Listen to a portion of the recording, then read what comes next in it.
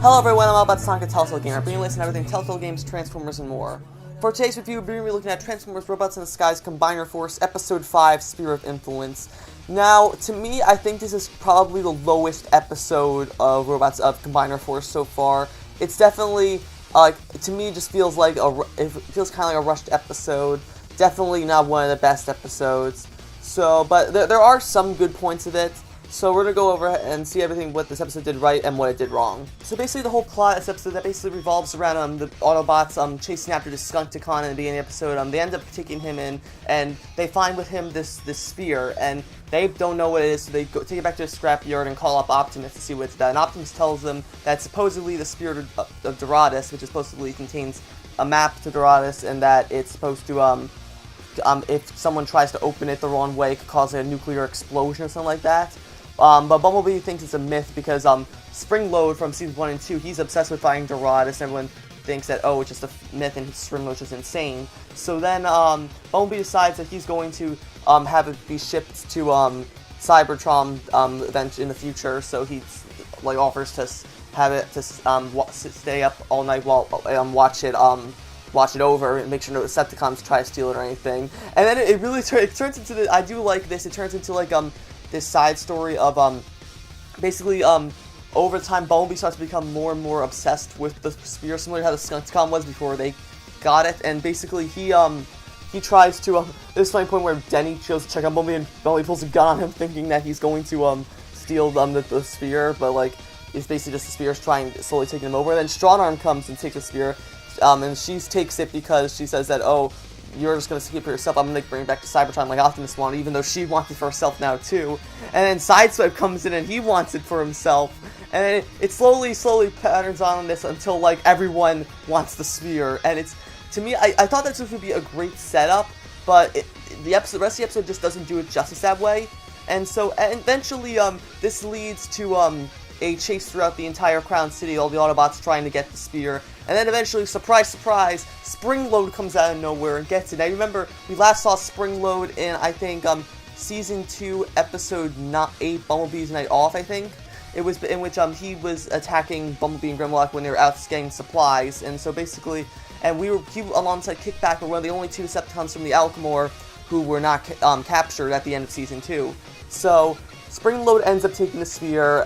He decides he's going to go to the nuclear reactor. If you remember from Season 2, Episode 6, Brainpower, where Simicore was, he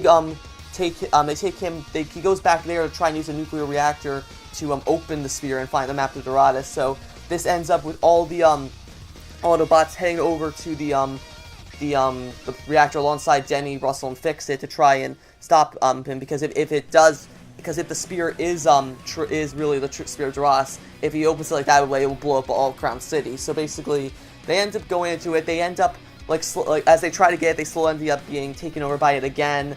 Eventually, it comes to a head in which they fight Springload with Spear, and I think Springload ends up dropping it and it shatters. But thankfully, it was a fake, so there's no explosion or anything. Springload ends up getting arrested by Bumblebee and everyone, and then they throw the remains of the sphere inside a trash compactor, but not before a supposedly map to Doradus shows up in it before it's destroyed completely, which begs the question, maybe Doradus was real after all. Now we're going to get on to the cons of this episode, which is pretty much everything in the middle of this episode. Now, I know how I said I liked the idea of all the Autobots being taken under control by the sphere, and I thought that was a cool idea too.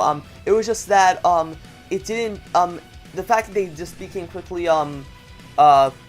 they broke out of the mind control, I didn't like that. There was this one thing, if you remember this one Season 1 episode, I think it was Episode 15, where it was when the Autobots get captured by this, vampire bat, he makes them see their worst nightmares and stuff like that, and it was basically up to Russell and Denny to save them all. And I really liked that because that was an episode that focused on humans. I really thought that this is what this episode was going to be, that it would be all about trying to get the spear for themselves, and it'll be up to Denny, Fix-It, Denny and Russell to get it with the help of Fix-It, Jetstorm, and Slipstream, because from what we saw earlier on in the episode, it seemed as though the Minicons were immune to the sphere. However, as we see, and we saw this when Denny and Russell bring the tinfoil to the to the sphere, and they have drifted Jetstorm and Slipstream wrap it up in tinfoil, and it seems to not affect them, but it still affects the Autobots. I thought, okay, that's cool. So now this will be it's nice to see an episode that focuses on Denny, Russell, and the Minicons. But no, then the Jetstorm and Slipstream ends up getting affected by it, and it basically just goes into the constant state of, oh, we're affected by it, but let's go. Oh no, Springloop happened, let's go get him. Oh no, now Spring's by us, the sphere's by us, so now we're affected by it, and it just keeps going on and on and on, and it was just really, really tired. Not to mention, there's this really, really cringy part where like the whole cringy part of all the Autobots chasing each other after Sphere before Springloop gets it. That was really, really cringy, and it didn't work. And so that was my review of Transformers Robots in Disguise Combiner Force Episode 5, Sphere of Influence. If I had to rate this episode, I would probably give it somewhere between a 5.5 to a 6 out of 10. Definitely not as bad as Suspended was, but it was just a mediocre episode. I did like the concept of all the bots falling under the spell of the sphere, and then supposedly that Denny and Russell were going to take the spotlight, but the fact that they didn't do that, and that it just seemed to focus on, it didn't really have any character development in this episode, and I didn't like that. It didn't really have a singular focus, and it just felt like pure filler to me, so it wasn't really that good of an episode. So that's going to be it for this episode. I'll be back soon with episode 6, Be Cool. If you like this review, be sure to like, comment, subscribe, and I will see you guys later.